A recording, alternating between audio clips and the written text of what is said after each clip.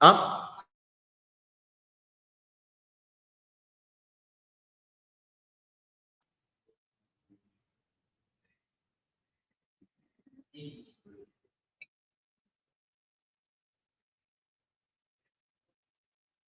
Hey guys, thank you very much for joining another Marketplace Skillbridge. Hope everybody's had a great week so far. So let's jump into it. As always, we're going to see what's needed in order to get activated in the marketplace. What do you need to be a top rated? And finally, a top rated plus. So let me quickly share screens and show you guys the marketplace. So, give me a sec.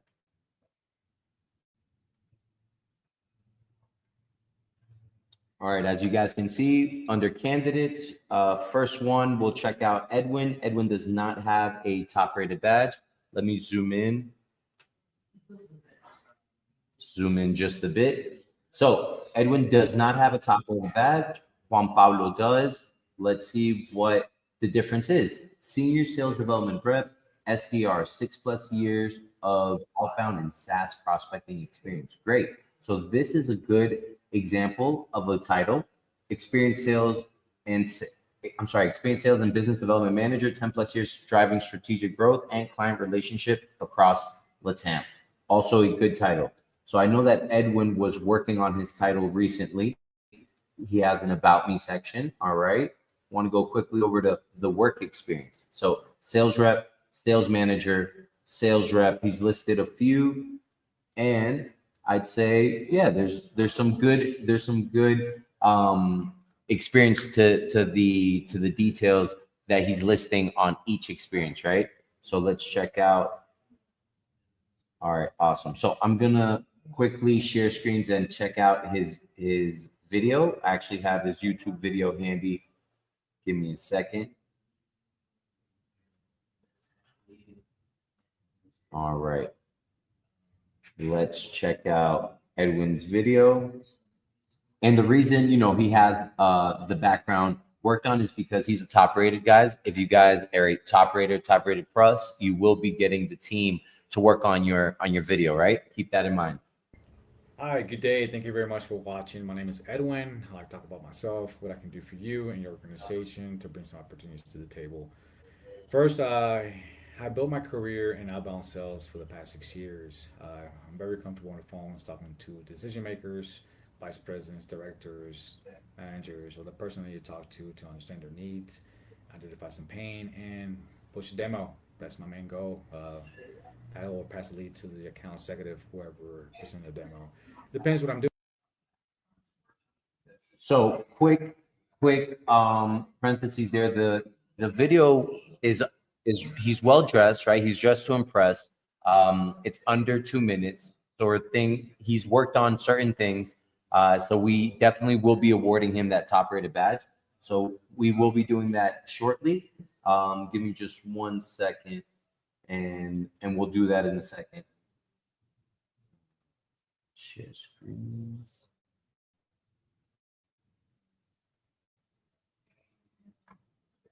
Great.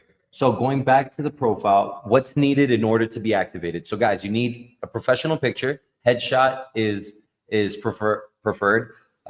Make sure that you have a title. Don't just put the role that you're looking forward to or the role that you've previously held.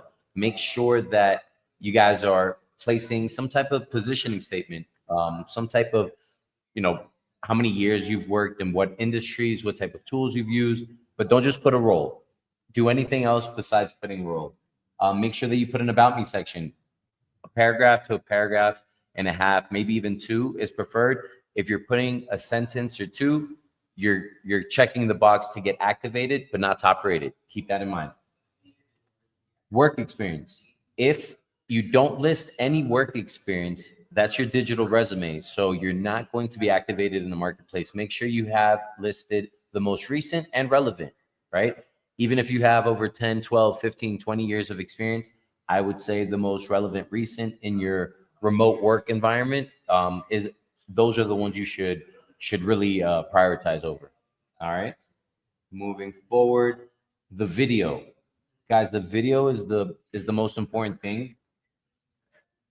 If not, if not I would say it was the most important thing. The reason for that, it's where you're projecting, it's where you're able to express, your previous experience, what type of industries you've worked for, how confidently are you able to project, are you going to represent that organization the same way, and of course your English level.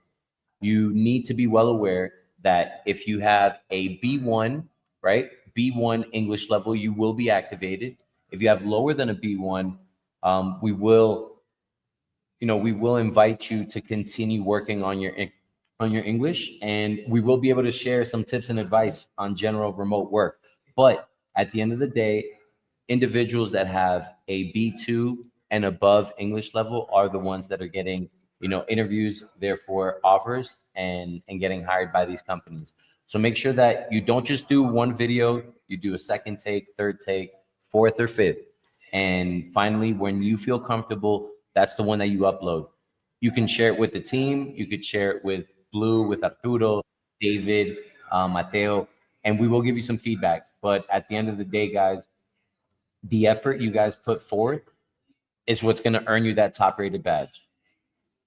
If you have an English level above a B2, you're closer to that top rated badge, but all the other checkboxes need to be clicked off on. And again, you have to put forth your effort. One sentence work experience descriptions are not going to cut it. So that's the difference between activation and top rated. Top rated plus, you need to have a C1 English level or above, right? So that's the one that's clicked off as near native, right? So you might have lived, either in the States or Australia. You lived in the UK. You lived outside of your native country, and you've acquired some good English skills. So near native or C1 advanced is what you would need for a top rated plus. And then basically profile completion and years of experience. If you have 4+ years of experience in the roles that you're looking for, then you are closer to that top rated plus.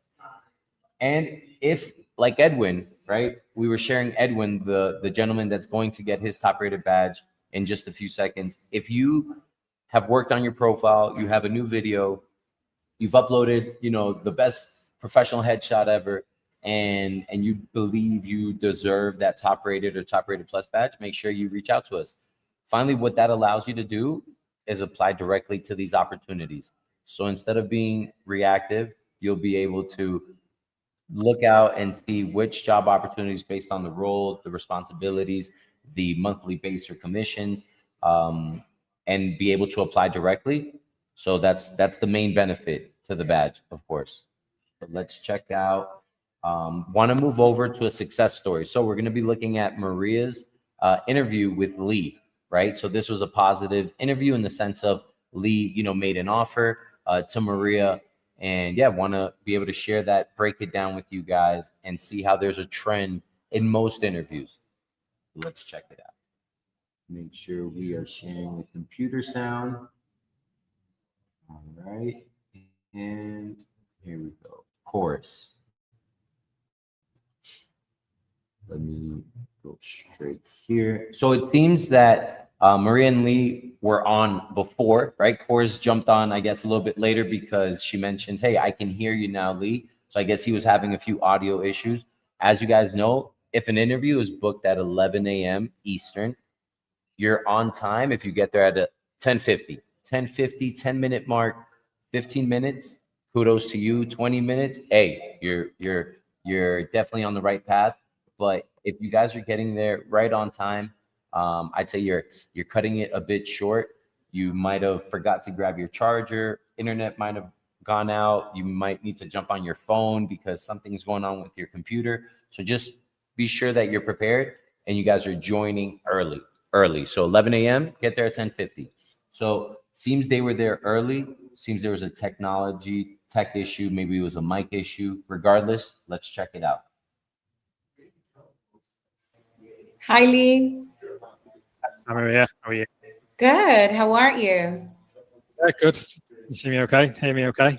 Yes, I can now. Good. Nice to meet you.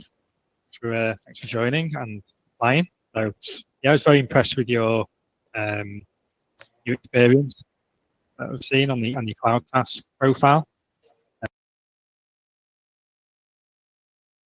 In a sec, but no worries, it happens.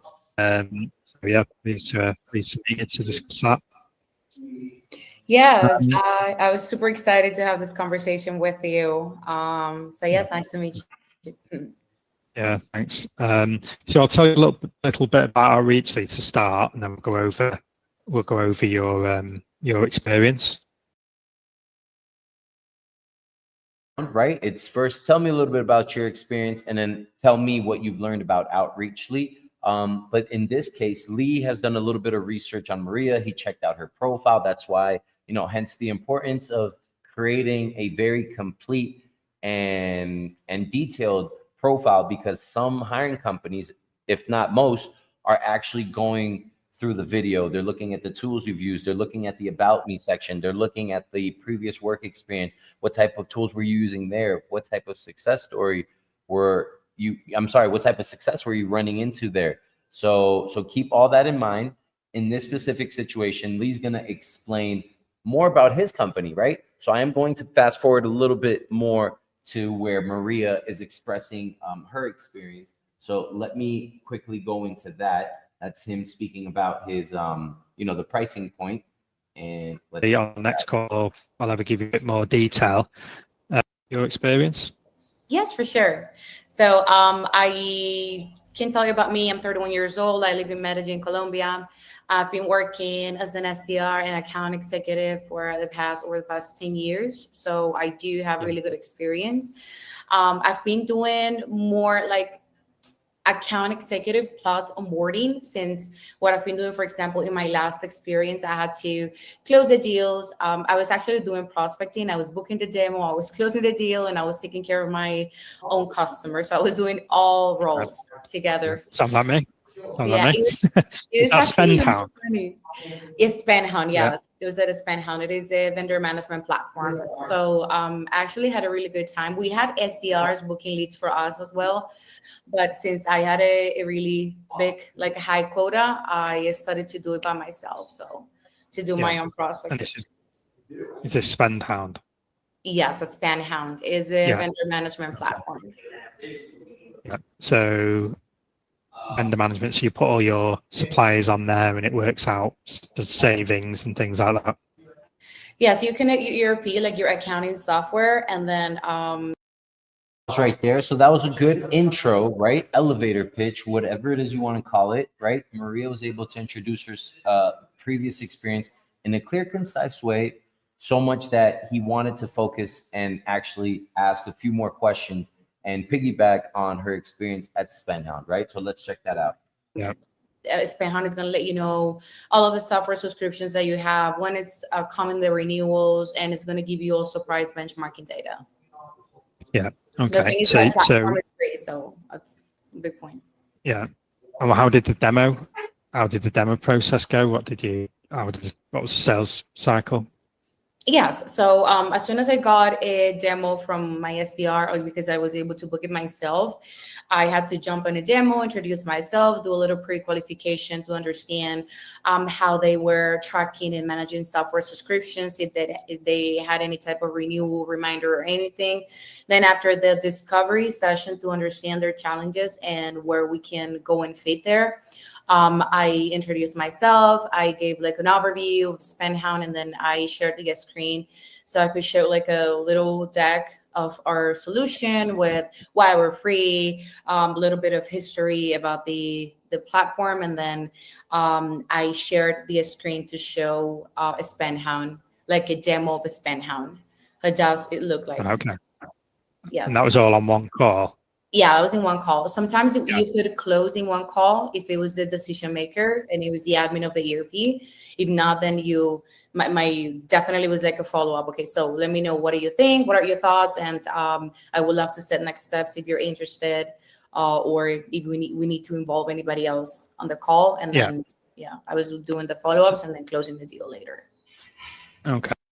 So we're 10 minutes in through the interview, right? And they're discussing a little bit more about what she would actually be doing over for Lee if she got the job, right? So this is something also you guys need to be well aware. Make sure you're looking at the job posts that we're sharing. Make sure that you guys are checking out the company website, right? That way you're able to make it relate to what you've done previously, to what you could potentially do for his or her company. So that's something that if you're not doing as well, make sure that your research is there. Make sure that you're checking out the job post. If you understand that you're going to be onboarding new clients, you're going to be presenting a demo, some type of deck, then you're going to be able to, present yourself in a way better way. Questions that are coming on from Lee are more going on that experience, because again, he's interested in the fact that, hey, okay, so how long were the sales cycle for? What were you doing there exactly? She's basically stating she was doing full sales cycle, right? So let's hear a little bit more. But so far, you see that the interview seems it's inclined towards Maria's favor, right? As far as getting a potential offer. Okay. And so was that like a video call using Zoom or Google Meet or something like that? Yes, Zoom link all the Yeah. time, like video calls all the time. Yeah. Okay. And then you mentioned you had a high target. What's the price point of this? It's free. How much does it cost? Oh, it's free. Yeah, it That's was okay. when I tell you it's free, maybe you're gonna think, oh, it's easy to sell. It's not at all, because your data is exposed. So when you connect your ERP, when you connect your accounting software, you give permission to SpendHound to use your software spend to build reports that we sell to other investors. So when you tell that to a CFO, they're not happy about that. No. All right. Okay. So, and what was your quote? You said you had a quota there. What was that? But so the people that I was selling to, my quota, I'm sorry. So I had to sorry, sell your quota, 8 a yeah. month. 8 a month. 8 a month. Yeah, it's Yes. two a week. And did you hit that? Yes. Actually, I was Yeah. able to hit 11, 12. Yeah. Okay. And what happened? How come you're no longer there? Yes. So the issues that for the last 3 months, I had some issues with my commissions and my clients. And I was like presenting that to my manager. He didn't give me any solution. And when it comes to my commissions, super strict, because that's the reason why I work with sales. And so even though I spoke to him, I didn't get any solution. And then I went to spoke to his manager, because I wanted to understand why I was not getting paid for the full amount of customers I was closing. I think he didn't like it. And then we started to have a really bad relationship. And the last month, I definitely didn't like it. And one day I said to him, and he said, like, the doors are open for you in case you don't like it. And I understood that was not the right place for me. Right. Okay. And how did the commission work there? Or how should it have worked? So the commission per every sale was 200, but if you were able to get to your quota 8, then after the number 8, you get paid at 400 every sale. So it was a good USD, yes. USD. Yeah. So it's quite simple, but it didn't pay out. Exactly. So I passed the 8 sales for more than 2 months, and I didn't get paid like the extra. Right. Okay. All right. And then prior to this, you were with Deal. I worked with Deal, the payroll platform. Yeah, it's just Deal. Yes. So I worked with cool. them for a little bit more than 4 years. So I started as an SDR, then I was an SDR team leader, and then account executive. So it was a long trip for me. I had a really good time with Deal. And actually I was able to, I do the same, like book my own leads and close my own sales. So with them, yes, totally. It is a price. It depends on how many international contractors you have. And my quota was $3,000 a month, like 3,000 USD a month to sell. So for example, per international contractor is 49. So you could close a deal with 100 international contractors and you can make just your quota, or you can close a lot of deals with only 1 or 2 international contractors. So exactly, it was for revenue, MRR. And I left the company. Well, that's similar to outreach. I mean, you could sell 1 seat, speak to a company who's done 1 seat, or you could spend more time working a larger company like Bloomberg and get. So going to make a quick pause there, guys. So as you can see, one of the tough questions that always come up on an interview are, why are you no longer there? If things were so successful, things were going great, why aren't you there anymore? So the best thing to do is always tell the truth, but the way that you project or the way that you express yourself, I think goes a long way, right? Kind of like the saying, it's not what you say, it's how you say it. So make sure that you take a second.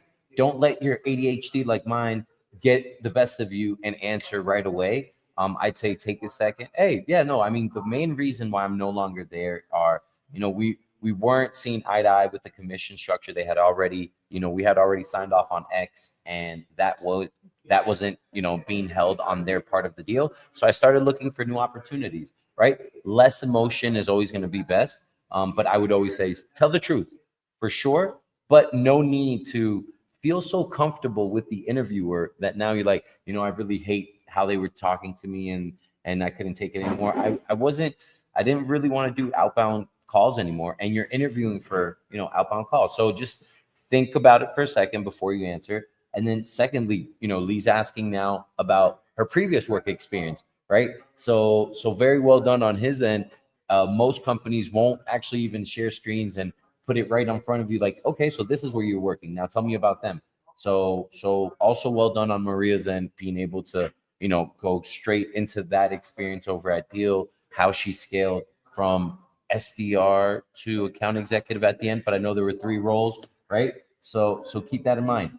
You guys should have some sort of format in your mind on how you want to express that work experience. Let it be flowing naturally, or question by question like Lee's doing, right? I know if you guys have joined before Salman's interview, he was able to, basically grab the mic and explain his last 3 to 4 work experiences, I think in the matter of 3 to 4 minutes. But in this situation, Lee's the one that's sharing screens, asking, okay, you worked at Deal. Tell me a little bit about that work experience. So well done there. It's 14 minutes and the interview is 31 minutes. So we're halfway there. Now I'm going to fast forward towards the end. This is where, again, the impacting question that you guys should ask at the end of an interview is more, right, of if it hasn't projected, like, let's say Maria, that it looks like it's moving forward, then this is the good opportunity where you can ask, are there any next steps? I am interviewing elsewhere. I'm trying to make my best option. I'm trying to, choose my best option by the end of this week, by Monday next week, right? So keep that in mind. Let's see how the closing was. A little bit, and yeah, just let me know when we do Sorry. presentation so I can actually check and study a little bit. Unless you've got any quick questions, I've got another call right now, so I need to go. Unless you've got any quick questions. Yeah. No, just send me the presentation so I can actually check and study a little bit, and yeah, just let me know when we do the next presentation. Yeah, great. And I'll follow up with Daniel and get that booked in. Awesome. Perfect. It was great meeting you. Yeah, you too. Thanks, Maria. Thank you. Bye-bye. Bye. All right. And that was it. So then the second part, right? She did ask, hey, no, just let me get that presentation, because the second part is a second round interview where now she is presenting the information he's going to be sharing, right? A small deck about his company, and that's what's moving forward. So now let's move on to the do's and don'ts. Let's move on to what you should do during the interview, what you shouldn't do, and then finally, a few do's for those of you that are getting reactivated in the marketplace. I know a lot of you guys are passively looking, or you're no longer in your organization and you're actively looking, but you need to update your profile, right? We don't have any work experience. You still have a great video, but we don't have a work experience listed. So we'll get into that in just a second. So some do's, we mentioned a few, and I think we saw it on this interview with Maria. Make sure you're early. Make sure you're early on the interviews, right? Make sure you guys are joining early. Make sure you guys are dressed to impress. Maria was also dressed nicely. She chose a good background, right? She made sure it wasn't where someone can walk back and forth behind her. She wants to make sure that she's representing where she'll be potentially working for them, right? So keep that in mind when you guys are taking this interview.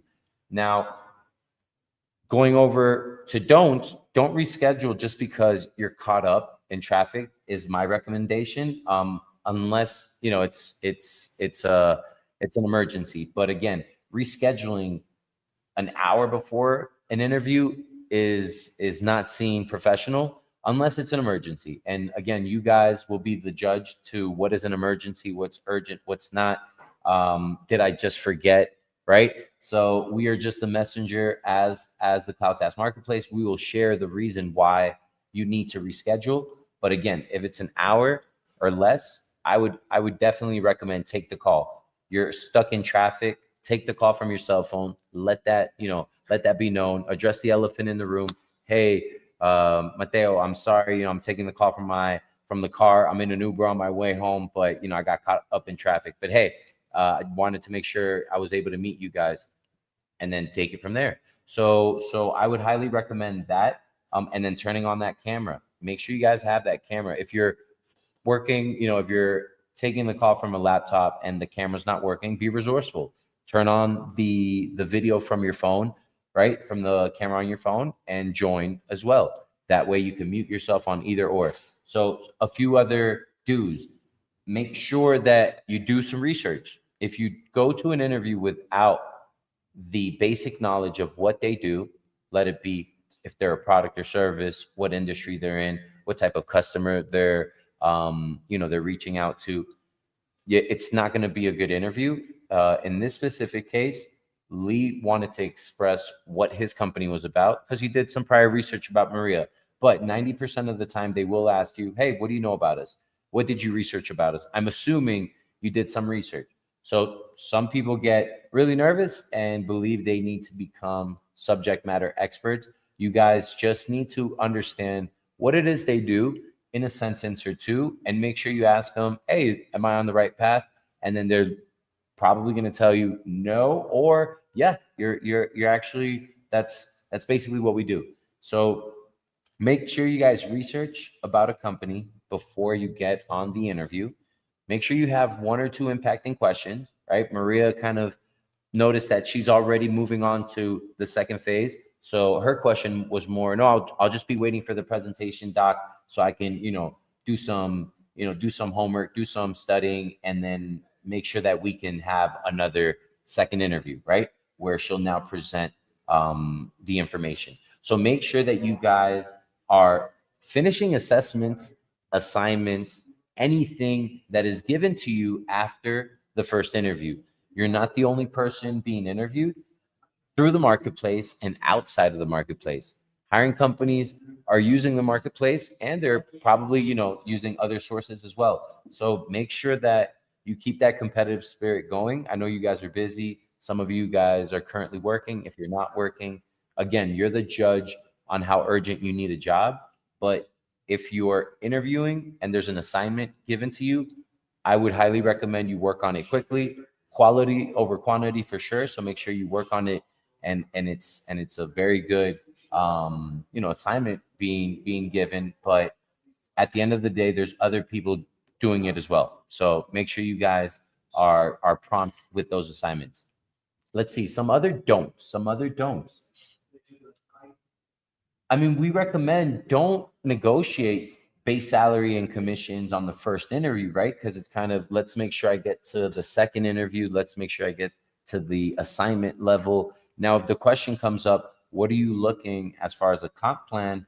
Let it be base, commissions, XYZ. Be prepared, right? Be prepared with the answer, and don't just shoot a number. It should have some reason to it, right? And yeah, that's definitely a recommendation. Don't voluntarily use one of those impacting questions as far as, hey, what's the base going to look at?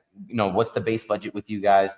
Because you have the job post, you have a range, and we recommend, once again, once you get to that second interview, that's a better place for you to be able to bring that up and negotiate. All right. Finally, guys, so do's. I'm just gonna stick to do's. If you're actively looking and you've previously had a profile in the marketplace, or this is the first time, make sure you just don't put a picture and a title, right? and leave it there for 2 months, 3 months, 6 months, a year, 2 years, and expect to get interview requests. So just by having a picture, that's not going to be enough, as we mentioned, to be activated. So you're not even active. In order to be activated, you need that professional picture, that headshot. It needs to be you. No family reunions. It's not you at graduation. Most recent pictures would be best, right? And the most professional. If you're using some AI, hey, all power to you. A title needs to be impacting, all right? We can help you out with that if you're not feeling, I don't know, if you're not feeling, like you can motivated enough to find out what impacting title you'd like, or use a little AI. Also the about me section, but most importantly, work experience and your video. The work experience, if it's not listed, we're helping you guys by adding one. But again, if you're asking for 2K to 3K to 4K to 5K, and you've listed one work experience, it's just not cutting it. So make sure you guys are putting forth your effort and moving forward. So to finalize, if we do have any, questions, we'll go to our Q&A session. If not, wanted to, drop a few more what would be updates. Yeah, updates about the marketplace, and of course about our boost program and our referral program. But yeah, I don't see that. If there's any other questions, go straight into it. So referral program, as you guys know, you guys can passively, make some money.